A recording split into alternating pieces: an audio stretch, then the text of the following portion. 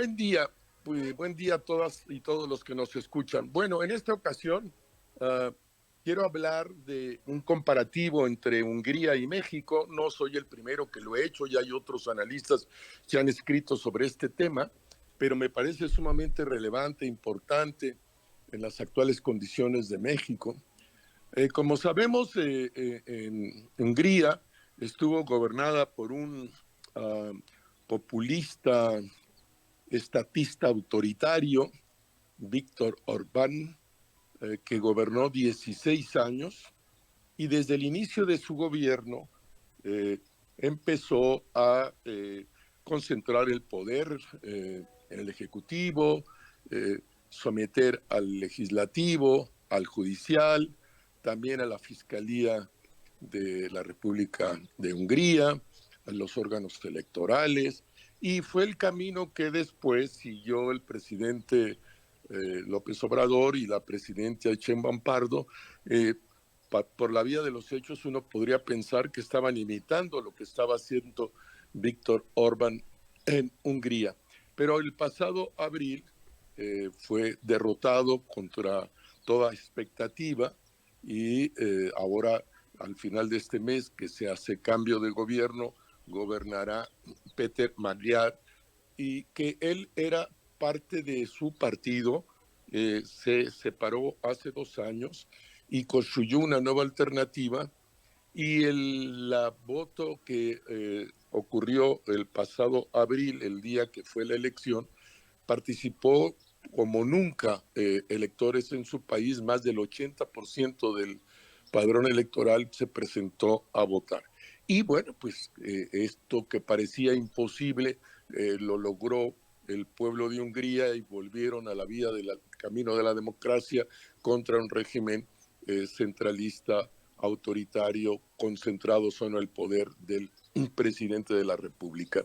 Y uno se tiene derecho a preguntarse, este régimen estatista, centralista, autoritario que hoy encabeza la presidenta Sheinbaum y antes su sucesor, ¿cuándo podrá irse para recuperar el camino de la vía democrática que México había ido construyendo con mucho esfuerzo? Y pues uno son preguntas. En el caso de Hungría tardaron 16 años.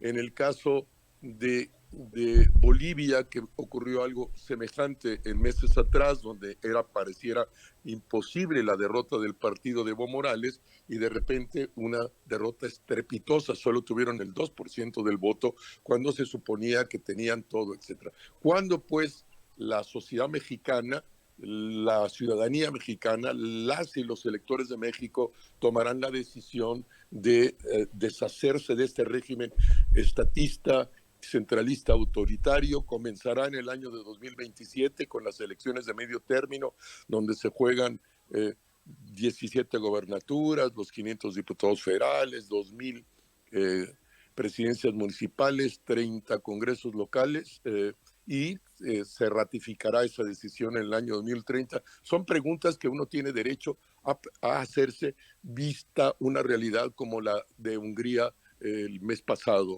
Juan.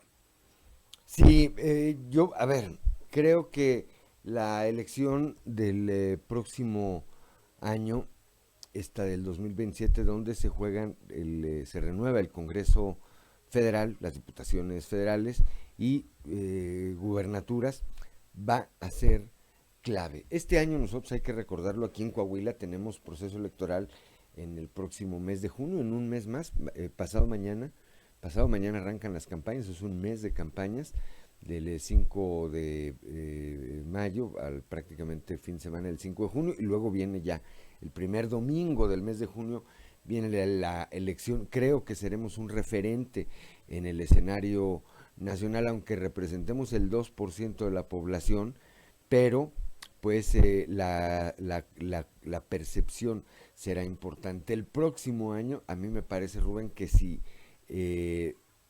los mexicanos que hemos evaluado y que vemos todos los días lo que ocurre con el partido en el gobierno, decidimos darle un giro, esto puede comenzar a cambiar, porque habrá, repito, gobernaturas en juego y creo que es sano que haya un Congreso de la Unión, tanto en el Senado, aunque ese se renueva hasta la elección presidencial, como en el caso de la Cámara de Diputados, con muchos mayores equilibrios, Rubén.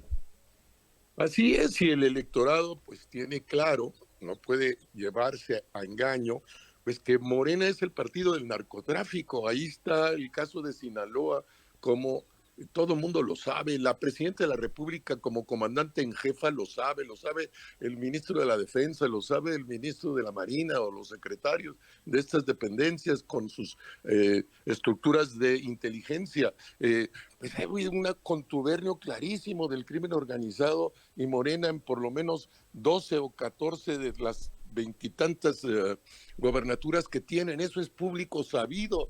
El electorado no puede autoengañarse, decir, no, pues es que no, no. Ese es, votar por Morena es votar por la alianza de un partido con el crimen organizado que abrió esa tesitura y esa estrategia el antecesor de la presidenta Sheinbaum Pardo, López Obrador, y bueno, pues otra vez es decisión de la ciudadanía es la que vota, es la que decide, no hay más, cada quien va a tratar de influir en esa decisión, en el caso ahora de que mencionas de Coahuila, que puede ser un referente, como tú dices, pequeño, pero un referente, pero bueno, está en nosotros. Los húngaros decidieron quitarse el régimen autoritario de Orbán, los bolivianos decidieron quitarse el régimen autoritario que representaba el partido de Evo Morales, aunque él ya no estaba gobernando, sino gobernaba Arce, que había sido su ministro de Hacienda. Pues es decisión de los mexicanos y estamos frente a ese horizonte y tenemos que informarnos y saber de lo que ocurre objetivamente en este país y cuál es la alianza de Morena con el crimen organizado y no conectar con esa realidad.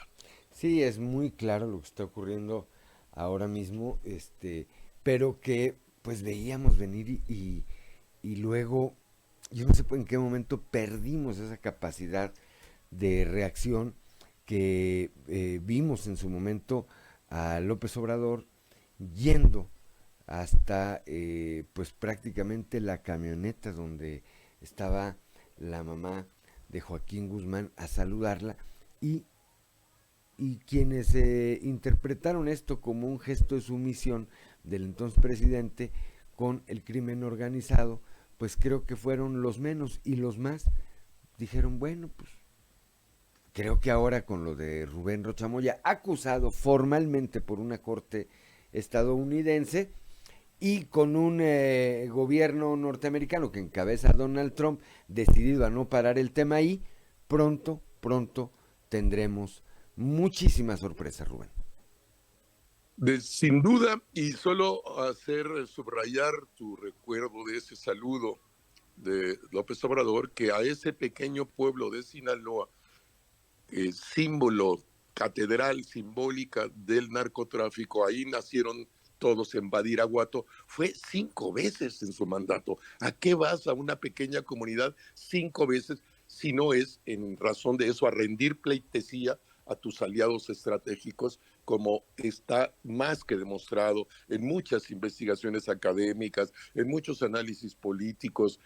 Se llevó el caso en particular de Sinaloa a la Organización de Estados Americanos en aquel momento, pero bueno, eso es evidente. El que no quiera reconocer, el que se quiera cegar, pues ya es una decisión propia. Pronto sin duda vamos a ver. Es mucho, me parece que es lo que nos falta por ver. Y vamos a estar atentos, Rubén. Gracias, como siempre. Gracias a ti, Juan, y a todas y todos los que nos escuchan. Buen día.